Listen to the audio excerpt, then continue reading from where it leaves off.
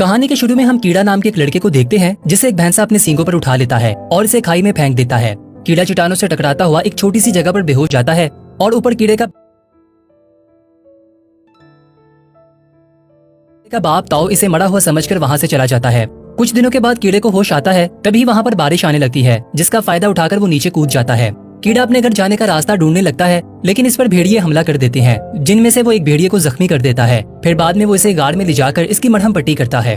वहाँ पर वो भेड़िए के जख्मों को साफ करता है और इसके बाद अगली सुबह उठकर वो बाहर जाता है और अपने पैर के जख्मों को ठीक करने के लिए कुछ जड़ी बूटियां लाता है। कीड़ा जब पानी पीता है तो भेड़िया भी अपना मुंह खोल लेता है और अब कीड़ा इसे पानी देने के लिए जाता है। शुरू में भेड़िया इसे देखकर घुराता है, लेकिन कीड़ा इसे कहता है कि मैं तुम्हारी जान बचा सकता हूँ, मैं तुम्हें कुछ भी नहीं करूंगा। भेड़िया वो पानी पी लेता है। साथ ही अपनी जान बचाने के लिए कीड़ा यहाँ पर जो कीड़े खा रहा होता है वो कीड़े वो भेड़िए को भी देता है और अब धीरे धीरे इनके बीच में एक रिश्ता बनना शुरू हो जाता है। ये दोनों के दोनों जख्मी है, इसीलिए कुछ दिनों तक ये इसी गुफा में रहते हैं। एक रात को कीड़ा अपने हाथ में तारों के इन टैटूज को देखता है जो इसके पिता ने बनाए थे और इसके बाद इन्हीं तारों को आसमान में देखता है। वो कहता है कि मुझे घर जाना है अपने माता पिता से मिलने, और अगली सुबह वो अपने घर के सफर के लिए तैयार हो जाता है। वो इस भेड़िए से कहता है कि तुम भी अपने घर चले जाओ, इससे पहले कि बर्फ पड़े मुझे भी अपने घर पहुंचना होगा। और कीड़ा यहाँ से निकल जाता है और वो देखता है कि वो भेड़िया लगातार इसका पीछा करता है। हालांकि कीड़ा कई बार भेड़िए को भगाता भी है, लेकिन वो इसके पीछे आना नहीं छोड़ता। और जब भेड़िया एक सूअर को देखता है तो इसका शिकार करने की कोशिश करता है, पर वो शिकार नहीं कर पाता। कीड़ा समझ जाता है कि वो भूखा है और इसे वो कीड़े देता है जो वो खुद खाता था, और पहली बार वो भेड़िया कीड़ा के हाथों से वो कीड़े खाता है। यानी कि अब ये दोनों एक बहुत अच्छे दोस्त बन चुके हैं। इसके बाद भेड़िया एक खरगोश का शिकार भी करता है जो ये दोनों मिलकर खाते हैं और रात को एक दूसरे के साथ ही सो जाते हैं। अगली सुबह भेड़िया कीड़ा का मुंह चाटकर इसे उठाता है। कीड़ा कहता है कि तुमसे कितनी बदबू आ रही है और उसे जबरदस्ती नदी में फेंक देता है। ये दोनों के दोनों नदी में नहाते हैं। साथ ही यहाँ पर भेड़िया दोनों के खाने के लिए एक मछली भी पकड़ता है और इसके बाद कीड़ा अपने घर की तरफ बढ़ने लगता है। अब ये दोनों के दोनों एक साथ मिलकर शिकार करते हैं। कीड़ा इस भेड़िए का नाम लेता है अल्फा, और एक रात जब वो आग जलाकर बैठे होते हैं तभी वहाँ पर कुछ और भेड़िए आते हैं। अल्फा इनके पास जाता है। दरअसल ये अल्फा का परिवार है। कीड़ा समझ जाता है। वो अल्फा से कहता है कि तुम्हें अपने परिवार के साथ जाना चाहिए। अल्फा अपने परिवार के साथ चला जाता है और अगली सुबह कीड़ा अपने आगे के सफर पर निकलता है। अब बर्फ बहुत बढ़ चुकी है, यानी बहुत ज्यादा ठंड है, और कीड़ा लगातार आगे बढ़ता रहता है। तभी वो देखता है कि कुछ भेड़िए एक मरे हुए शिकार को खा रहे हैं, जिनमें से एक अल्फा भी होता है। अल्फा को इसके साथी भेड़िए शिकार नहीं खाने दे रहे होते। कीड़ा इसे पहचान जाता है। वो अल्फा की तरफ बढ़ता है, पर तभी बर्फ टूट जाती है और वो झील में गिर जाता है।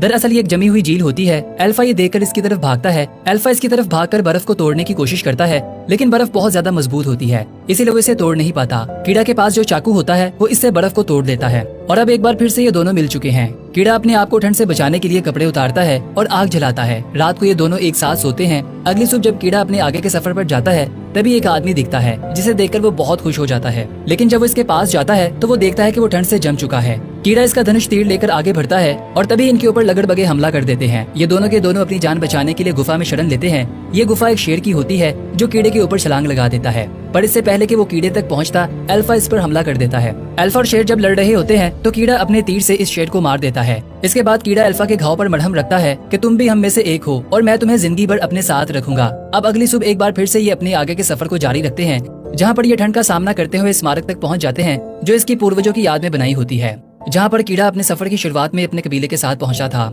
इसे देखकर वो बहुत खुश हो जाता है क्योंकि वो सही रास्ते पर है और अपने घर से ज्यादा दूर नहीं है। वो बर्फीली ठंड में लगातार आगे बढ़ता रहता है और अब अल्फा जख्मी होने की वजह से वहीं पर गिर जाता है। कीड़ा इसे अपनी गोद में उठा लेता है और कुछ दूर चलने के बाद वो भी बर्फ में लेट जाता है, क्योंकि अब इसके अंदर भी आगे बढ़ने की शक्ति नहीं होती। इसकी आंखें बंद हो जाती है और वो एक सपना देखता है, जिस सपने में से वो रात याद आती है जब सफर पहले इसकी माँ इसके लिए चिंतित थी और वो इसके पिता को कहती है कि कीड़ा को अपने साथ मत ले जाओ, मुझे डर लग रहा है कि कहीं वो हमें छोड़कर चला ना जाए। इसकी ताकत ही इसकी शक्ति है, इसका हथियार नहीं। इसके पिता कहते हैं कि तुम जितना कमजोर इसे समझती हो वो इतना कमजोर नहीं है।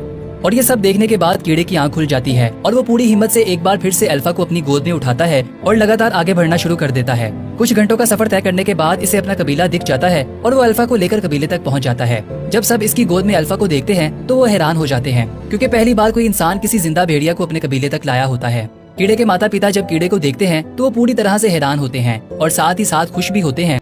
अपने पिता से कहता है कि इसे बचा लीजिए, अल्फा को बचा लीजिए। इसके